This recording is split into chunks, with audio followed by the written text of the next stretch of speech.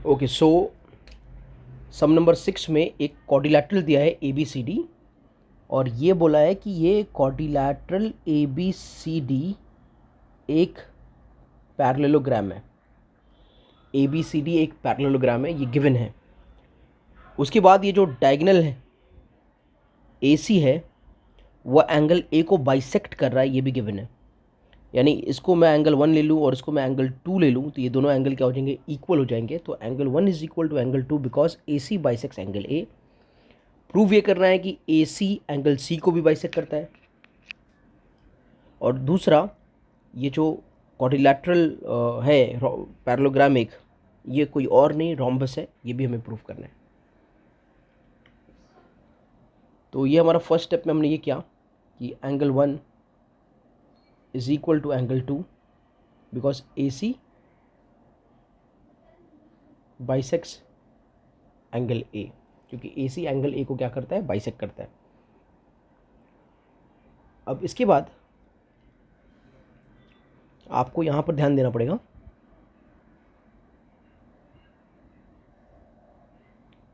ये आपका A D है और ये बी सी है,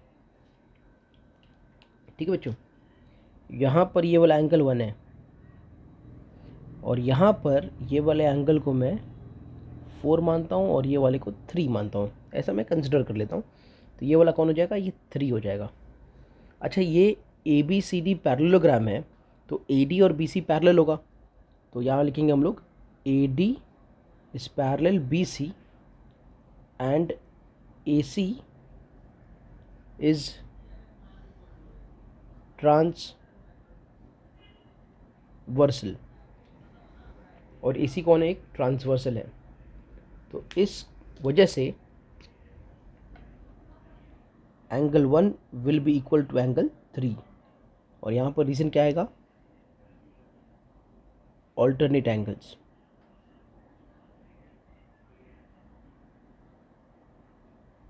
बराबर है, 1 और 3 इक्वल होंगे, क्यों, ऑल्टरनेट एंगल्स। सिमिलरली ये ट्रांसवर्सल, बराबर, ये ट्रांसवर्सल। अब एंगल 2 और एंगल 4 भी तो ऑल्टरनेट होंगे, तो हम एक और चीज़ बात कर सकते हैं कि angle 2 will be equal to angle 4। Same reason है, वो भी वही है भाई, ऑल्टरनेट एंगल्स है, बराबर है। अब ये जो हमारा फर्स्ट स्टेटमेंट है, ये कह रहा है 1 और 2 इक्वल है। यहाँ पर 1 3 को इक्वल है, 2 4 को इक्वल है, बट 1 एंड 2 इक्वल है। इसका मतलब क्या हो जाएगा, 3 एंड 4 इज ऑल्सो इक्वल। बात बराबर समझो, 1 और 2 इक्वल है, 1 किसको इक्वल है, 3 को, 2 किसको इक्वल है, 4 को, पर ये दोनों इक्वल है ना, तो ये दोनों भी क्या हो जाएंगे, इक्वल हो जाएंगे। तो ऐसा अगर ये स्टेटमेंट 1 है, ये स्टेटमेंट 2 है, ये स्टेटमेंट 3 है, तो स्टेटमेंट 4 में हम ये कह सकते हैं कि angle 3 will be equal to angle 4। और ये कहाँ से मालूम पड़ा, स्टेटमेंट 1 2 एंड 3 से। बराबर बच्चों, ये नंबर्स को थोड़ा अलग रखना, दूर रखना, क्योंकि हमने यहाँ पर भी नंबर सिस्टम यूज़ किया, यहाँ पर भी नंबरिंग यूज़ कर रहे हैं, इसलिए बोल रहा हूँ, थोड़ा कन्फ्यूजन ना हो इसकी वजह से। या फिर इसे step A B C D ऐसा भी दे सकते हैं, कोई प्रॉब्लम नहीं है। या इसको हम लोग अगर एंगल ए बी ऐसा कुछ दे देते तो भी अच्छा होता। तो अगर 3 और 4 इक्वल है बच्चों, अगर ये 3 और 4 इक्वल है, यानी ये ए सी एंगल सी को भी बाइसेक्ट कर रहा है, तो 5, देयरफॉर ए सी बाइसेक्ट्स एंगल सी, बराबर। और ए सी कौन है, ये सी कोई और नहीं, डायगोनल है, बराबर। तो diagonal A C bisects angle C as well, उसे भी बाइसेक्ट करता है। अब हमें क्या प्रूव करना है, अब हमें ये प्रूव करना है कि ये एक जो पैरेललोग्राम है, ये एक रोम्बस है।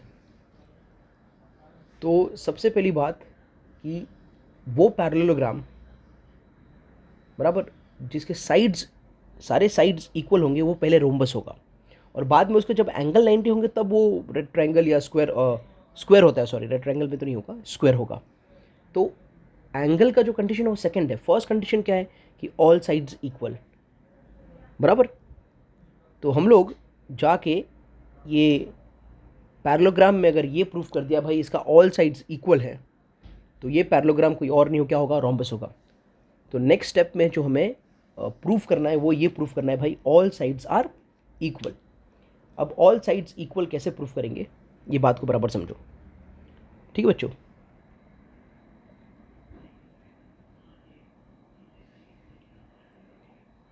इन ट्रायंगल ADC,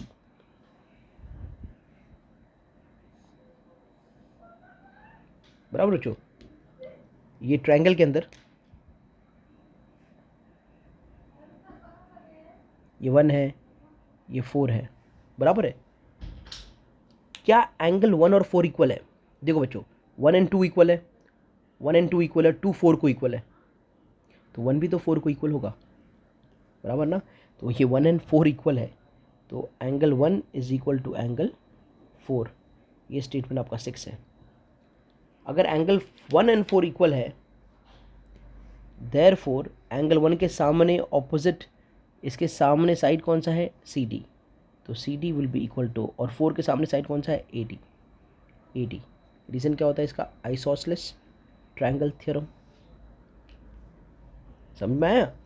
और सिमिलरली इन ट्रायंगल ABC, तो यही सिमिलर मेथड से आइसोसेलेस ट्रायंगल थ्योरम के हिसाब से अगर यहाँ पर क्या आइसोसेलेस ट्रायंगल थ्योरम आएगा या कन्वर्स आएगा, तो बच्चों यहाँ पर आएगा converse of isosceles triangle theorem, converse of isosceles triangle theorem. क्योंकि आइसोसेलेस ट्रायंगल थ्योरम ये कहता है भाई जब साइड्स इक्वल है तो ऑपोजिट एंगल इक्वल होंगे, तो उसका उल्टा है, एंगल्स इक्वल है तो साइड भी इक्वल हो जाएंगे, तो क्या लिखेंगे हम लोग, converse of isosceles triangle theorem. तो वो वाले रीजन पार्ट पे थोड़ा सा आप ध्यान दे देना। तो सिमिलरली अब ये ट्रायंगल में बच्चों, ये ट्रायंगल के अंदर कौन से ट्रायंगल की मैं बात कर रहा हूँ, ये वाले ट्रायंगल की, जो है ABC, ये एंगल 2 है, ये एंगल 3 है। तो बच्चों यहाँ से एंगल 2 और एंगल 3 इक्वल होगा और साइड AB और BC इक्वल होगा। Similar in triangle ABC, side AB is equal to BC, बराबर है। अब सुनो, ये AB BC इक्वल है, BC AD को इक्वल है, भाई ये पैरेललोग्राम है तो ऑपोजिट साइड्स इक्वल होंगे, ठीक है। AB CD को इक्वल है, तो ये कोई और नहीं है, सारे साइड्स इक्वल है, ठीक है। तो AB will be equal to BC will be equal to CD will be equal to AD, बराबर। फ्रॉम 6, ये स्टेटमेंट 6 से मालूम पड़ गया कि ये सारे साइड्स इक्वल है, बराबर है। तो quadrilateral ABCD is a parallelogram. It is a parallelogram with all sides equal. एक ऐसा पैरेललोग्राम है जिसके सारे साइड्स क्या इक्वल हैं।